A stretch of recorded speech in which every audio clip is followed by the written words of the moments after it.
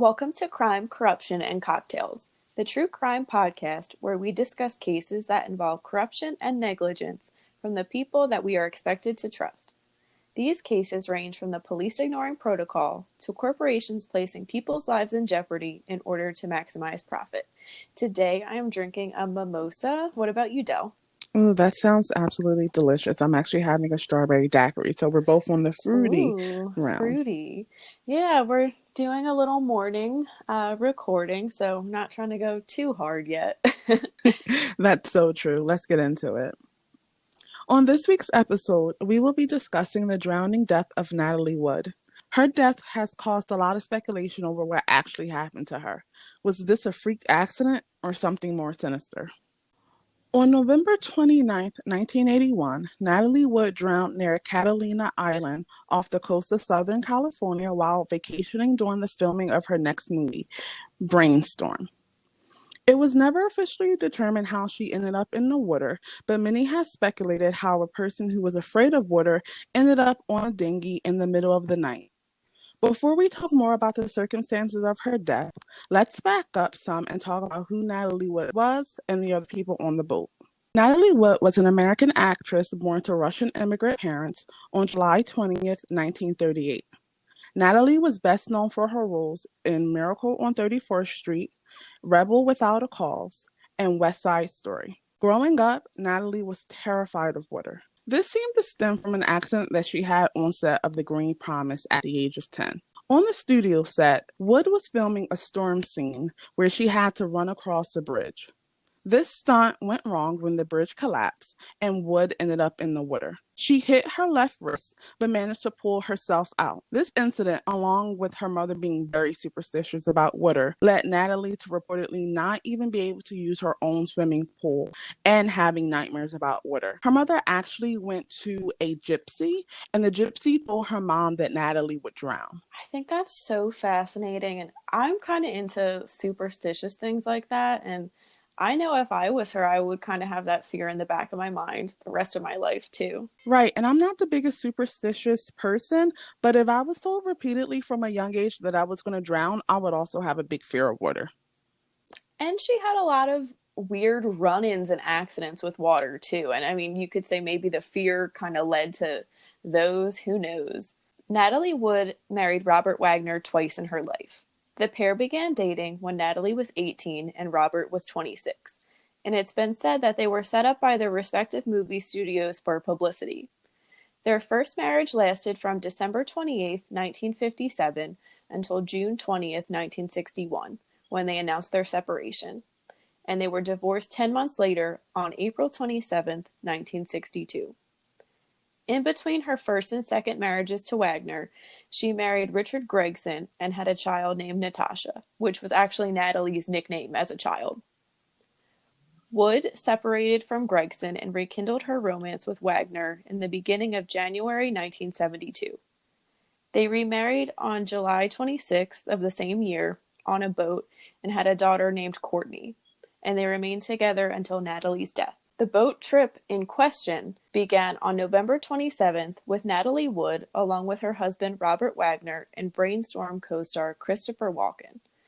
They boarded Wagner's yacht named the Splendor, and the Splendor's captain for the trip was Dennis Davern, a self-described close family friend of Robert and Natalie.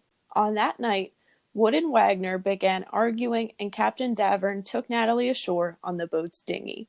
And for those that don't know, the dinghy is like a small rescue boat, I guess you would say, that's attached to larger boats. And when they did go ashore, they stayed in a hotel together. And it's unclear if they stayed in one or two rooms. I've heard different things. And at first, Davern actually lied to the police about this entire incident. But during their initial investigation, police found evidence proving him wrong in that they did not spend the night of the 27th on the boat. On the evening of November 28th, 1981, at 10:30 p.m., the group boarded after having dinner at Doug's Harbor Reef on Catalina Island. The group is said to have enjoyed champagne, wine, and cocktails, and the evening manager, Don Whiting, said he was worried that the group was too drunk to make it back to the boat safely. And their waitress also said Natalie seemed to be in a bad mood that evening. It should be noted that night it was raining and the water was choppy. Around 11 p.m. on the 28th, the people on board noticed that Natalie was missing. At 1:30 a.m., the captain called to shore, and 2 hours later at 3:30 a.m., the Coast Guard was called. Many people questioned why it took 4 hours to call the Coast Guard. And at 7:30 a.m., Wood's body was found floating face down near an isolated cove named Blue Cavern Point. She was wearing socks, a nightgown, and a coat. It was reported that a woman heard another woman screaming for help during the time frame Natalie was missing.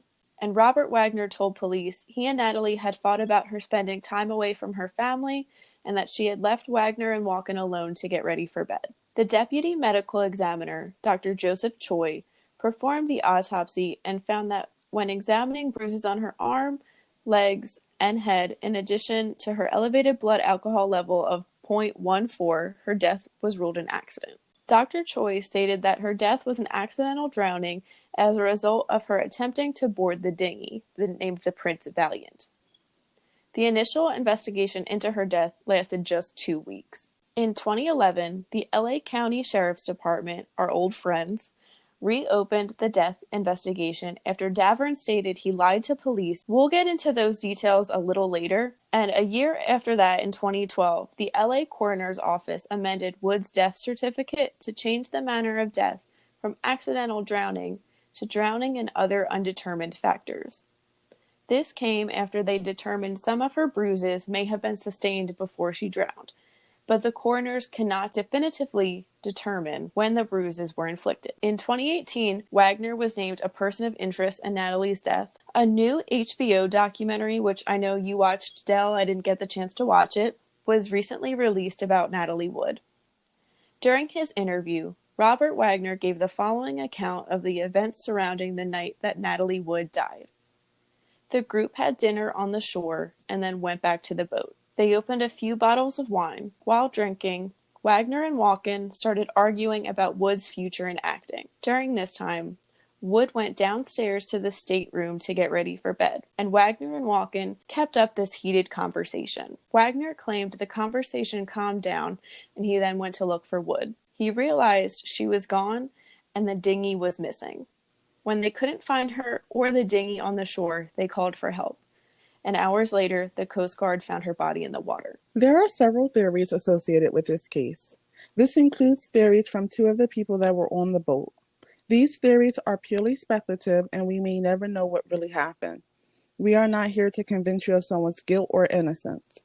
All persons are presumed innocent until proven guilty in the court of law. The police thought Natalie was trying to leave the boat and get to shore because of the argument between Wagner and Walken and accidentally drowned. This theory was alleged by coroner Thomas Noguchi and reported in the LA Times, but Noguchi slightly backpedaled on this theory in his 1983 book. Captain Darren wrote a book entitled Goodbye Natalie, Goodbye Splendor, in which he states his account of what happened on the night of Natalie's death, which differed from what he originally told the police in 1981.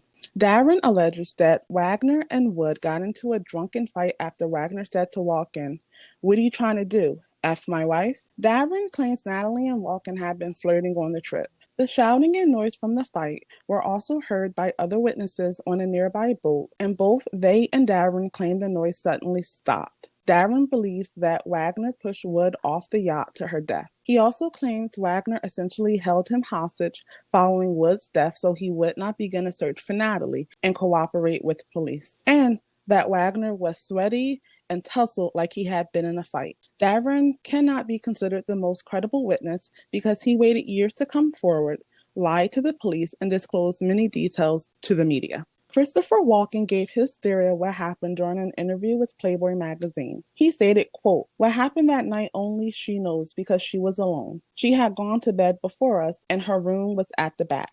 A dinghy was bouncing against the side of the boat, and I think she went out to move it. There was a ski ramp that was partially in the water. It was slippery. I had to walk on it myself. She told me she couldn't swim.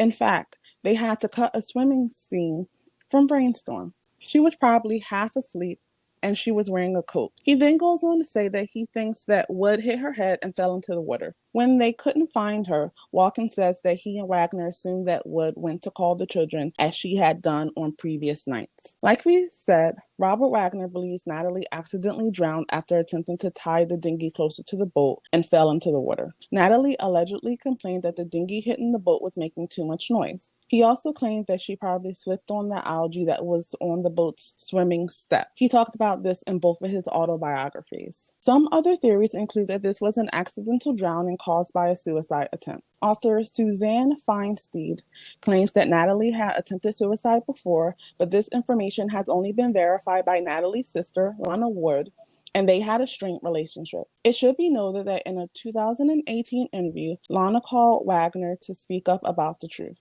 She previously had stated she didn't think Wagner would have intentionally hurt Natalie, but she understood that things can get out of hand when there's drinking and fighting. The most popular theory is that Wagner killed Natalie because he was jealous of her career success and alleged affairs she had throughout their marriages. This includes alleged affairs with Warren Beatty and Christopher Walken. His children believe in his innocence. So, Jenny, what do you think happened to Natalie Wood? So we know for a fact she drowned, but it's just the question of how she got in the water, and that throws me off a little bit. So I am most suspicious of Robert Wagner having something to do with her death. If he felt threatened by Walken and was drunk, something violent definitely could have happened. I do believe if he was involved, he accidentally harmed her and tried covering it up by untying the dinghy. And I think my feelings are best summed up by Lieutenant Carina of the LASD, and in 2011 he said, quote, "I haven't seen him," meaning Robert Wagner, "tell the details that match all of the other witnesses in this case.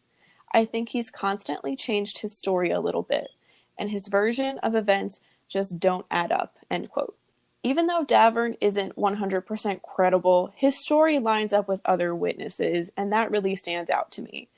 Wagner has changed his story about arguing with Wood. He said that him and Christopher Walken got into a heated debate and Natalie was just bored and that's why he left. And then he's also said, they were fighting about Natalie's future. So what is it? Another reason I think Wagner is involved is because I just don't understand why Natalie would be on or near the dinghy by herself. We said she was terrified of water. She had many accidents with water before. And it doesn't make sense to me. Why would she put herself in that type of position? I know she was drunk. She was very drunk at the time of her death, but I don't think the alcohol would really give her that much courage if she really was that afraid of water and drowning. And I know that the police initially thought she was trying to get off the boat and go into town, but why would she do that if she was in her nightgown? You'd think if she was going to go out, she'd get dressed up a little more. And why would she start the dinghy herself when Captain Davern had taken her into town the night before when the fighting started? Wouldn't she have just asked him to do that again? And couldn't she have just asked him to tie the dinghy too instead of doing it herself? That's really what gets me the most, her fear of water when we talk about this case. And I do agree that it is really suspicious that she would have anything to do with anything even close to the water.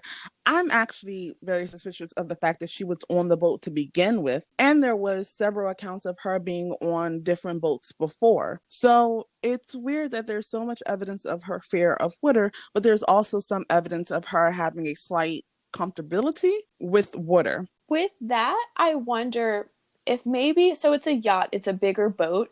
I wonder if she felt safe on that because it was so big and kind of enclosed, but I guess that's something we'll never know. I guess you could also argue too, maybe she was very comfortable with Robert Wagner and trusted him to keep her safe on this boat.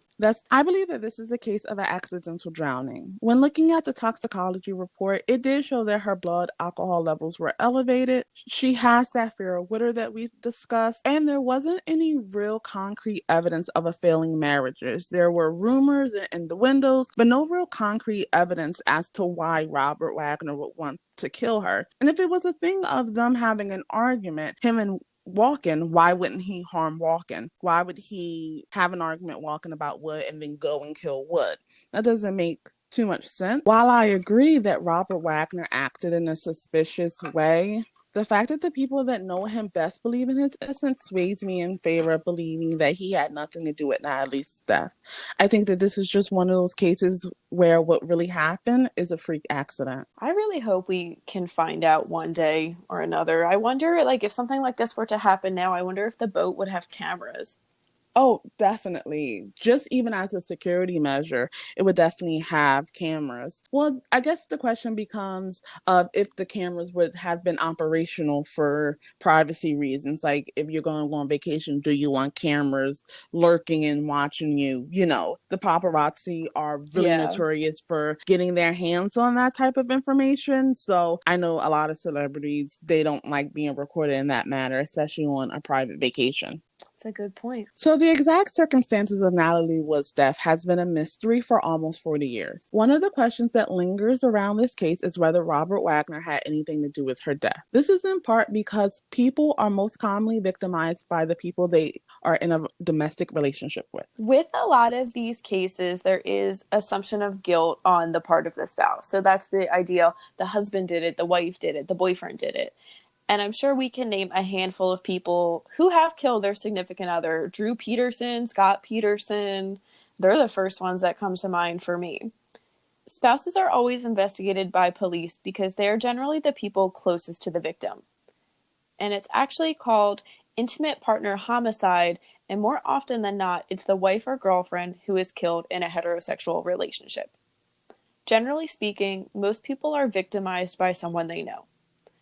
Forensic psychiatrist Dr. Park Dietz says the most common motives for intimate partner homicide are anger, fear of abandonment, and sexual jealousy.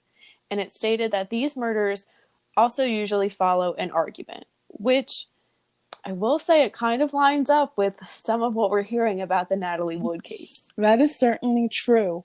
If we look at them having an argument on the boat, and I think when looking at intimate partner homicides, you also have to look at external motives because it's typically not the argument that they have that this happens. It's usually along a string of other incidents that has happened and some other things like you mentioned, some sexual jealousy, and especially evidence of extramarital affairs. So when thinking of the Scott Peterson case, that happened because he wanted to get out of his marriage because he wanted to go off with his mistress, Amber.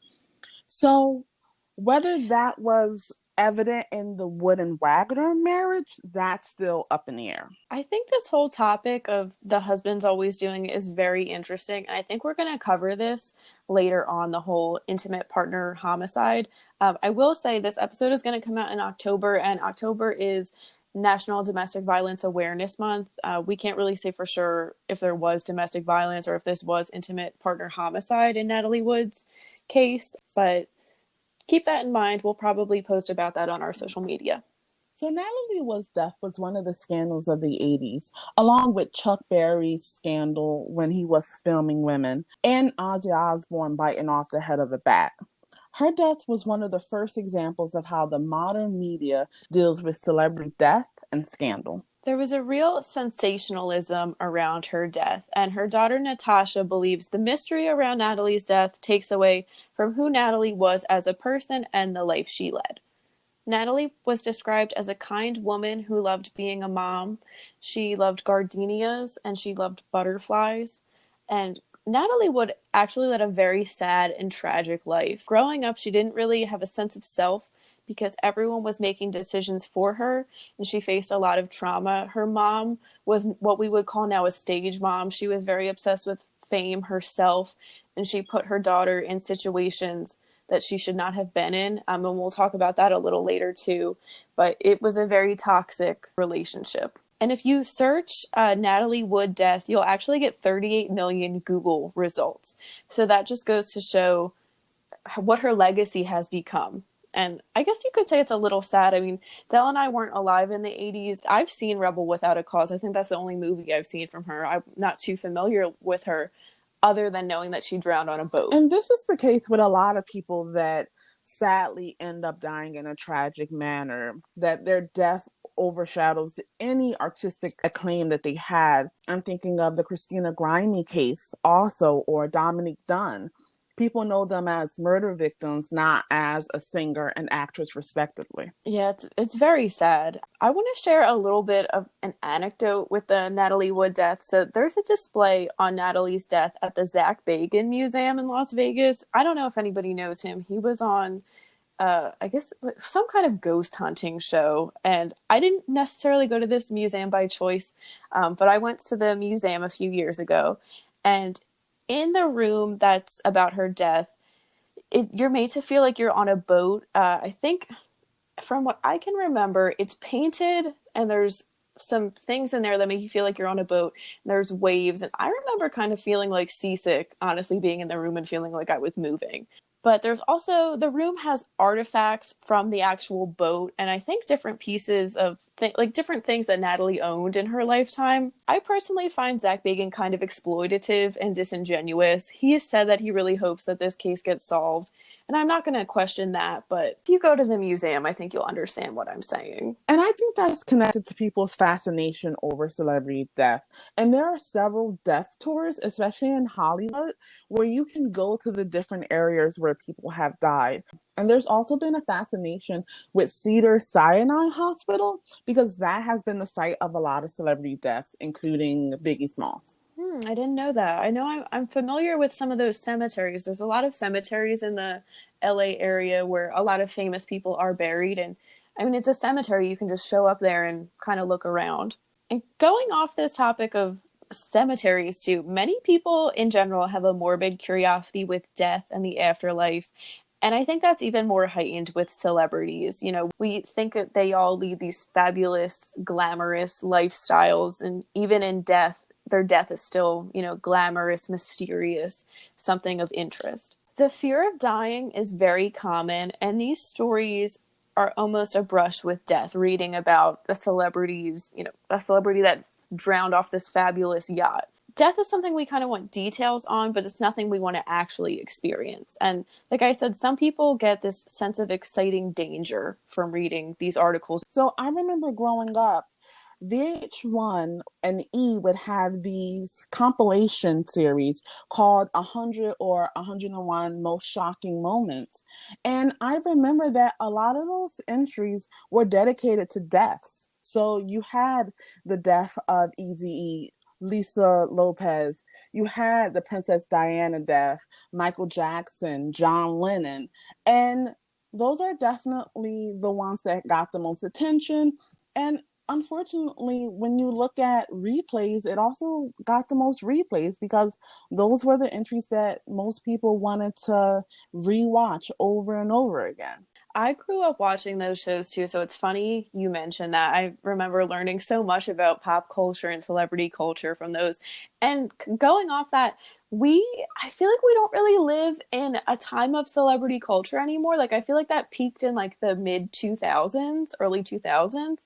And now with social media, maybe that's why we don't really have that. And social media has played a new role in how we communicate about celebrities and how we grieve their deaths. We've mentioned before, I think on the JonBenet Ramsey case, people really want to feel connected to someone when they pass, regardless of how close they were. Many people, I know when I go on Facebook or social media and a major celebrity passes, like my entire news feed is filled with articles and pictures. And I know that some people are genuinely, you know, connected to these people. Their music has changed their life. A movie really made an impact, anything like that. I think it is very interesting to talk about. I like ghost stories, and I wouldn't say I'm like a interested in death, but I do like spooky things. I like going to cemeteries. I'm not sure if I would do the celebrity ghost tour or celebrity death tour. And surrounding the media frenzy about Natalie's death, there were several conspiracies about the people that were connected to Natalie. Again, this is all speculation, and we are not endorsing any of these conspiracies. Dell and I love a good conspiracy, so be on the lookout for some more conspiracy related content. But one of the major conspiracies that kind of plagued Natalie Wood's life and marriage was Robert Wagner's sexuality. Lana Woods has claimed that Natalie's first marriage to Robert ended because he was having an affair with a man, and that Natalie actually walked in on this happening. I believe it was their butler. And it's been said that Natalie lied about having an affair with Warren Beatty to protect Wagner in his career. Being anything but straight in Hollywood in the late 50s would definitely have ended his career. Wagner has denied all allegations of bisexuality, but rumors of his sexuality were rampant before they were even married. And going back to the beginning, we said that Robert and Natalie were kind of set up by their agencies for publicity. So maybe I'm not going to question anybody's sexuality. That's not, I think, a decent thing to do. But maybe, the studios felt threatened and they didn't think the public would want to see movies with someone who was bisexual, even if it was just a rumor. So they set Natalie up with him to kind of calm everybody's nerves. So, in addition to the conspiracy about Robert Wagner's sexuality, there was also a rumor about Frank Sinatra's connection to this. They were close friends. After Natalie's autopsy in late 1981, Frank Sinatra was enraged that coroner Noguchi had disclosed at a press conference that Sinatra's very good friend, Robert Wagner, had a heated altercation with Walken before Natalie disappeared. And he actually pressured the board of supervisors to fire Noguchi, and he did so in a scathing letter insisting that coroners, quote, should be seen and not heard, end quote. And they actually did fire Noguchi after this. The board of supervisors are the ones that handle all the city employees. So that's why they had the power to fire Noguchi after Sinatra's letter. And this was alleged by Suzanne Finstad, who wrote Natalie Wood's biography. She made this allegation in an article for LA Magazine. Sinatra allegedly kept a surveillance on Natalie at points during her life. Like Dell said, they were close friends, and I've read that he kind of viewed her as a daughter, but their friendship relationship started off very inappropriately. As a teenager, Natalie was brought to Sinatra's house for a cocktail and pushed onto the then 38-year-old Sinatra by her mother. Like we said, Natalie Wood's mom was very toxic and fame hungry. This was not the only man she was doing this with. She really wanted Natalie to get ahead in life, and she thought she could do this by getting her close to these powerful male celebrities and figures. So after they had met, Frank Sinatra claimed that he gave Natalie Wood private singing lessons, but many believe this was a cover for a sexual relationship between the two.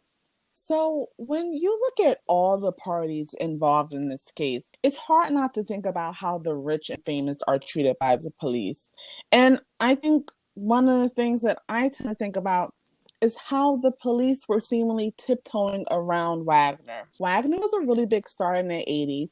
He was starring in a television show called Heart to Heart with his co-star, Stephanie Powers, and that was also some point of contention, allegedly, in his relationship with Natalie, because some believe that Natalie was jealous of the relationship that Wagner had with Stephanie.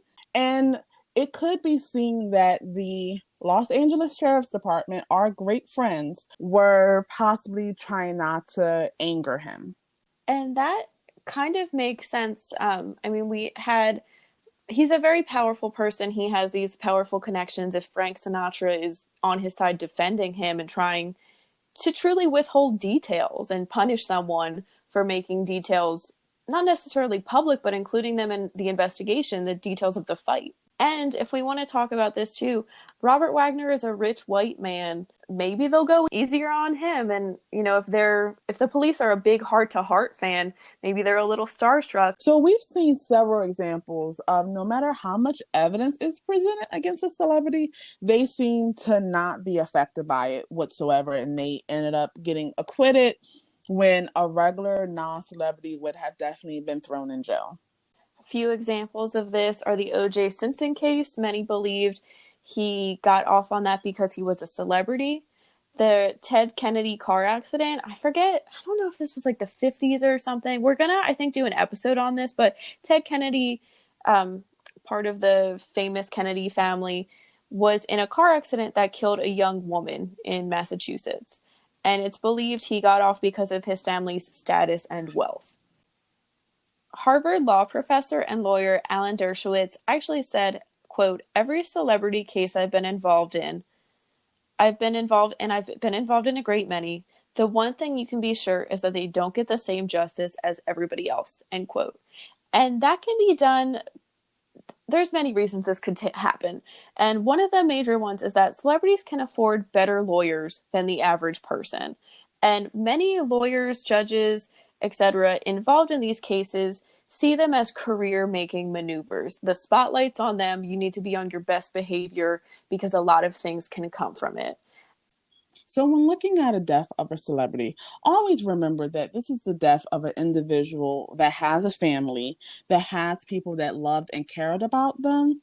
And while I think that we owe it to our audience to make sure that we're talking frankly and openly, know that we always try to make sure that we have the most tact when talking about these cases. Yeah, we often deify celebrities and worship them, and we don't see them as people. I mean, we're not physically connected to them other than seeing them on a TV, and we see usually the best of them when we do see reports on them. So that wraps up this week's case. Thank you for listening. Let us know in the comments what you think happened to Natalie Wood. Make sure you click the subscribe button. You can find us on your favorite podcast platform every Wednesday with a new episode, and make sure to leave us a 5-star rating and review. Follow us on Instagram at Crime Corruption Cocktails and Twitter at Charade Inc. And please consider donating to our Patreon. This helps us get better equipment and brings higher quality content to you. We appreciate any amount you can give. This is Jenny and Dell signing off. Stay safe.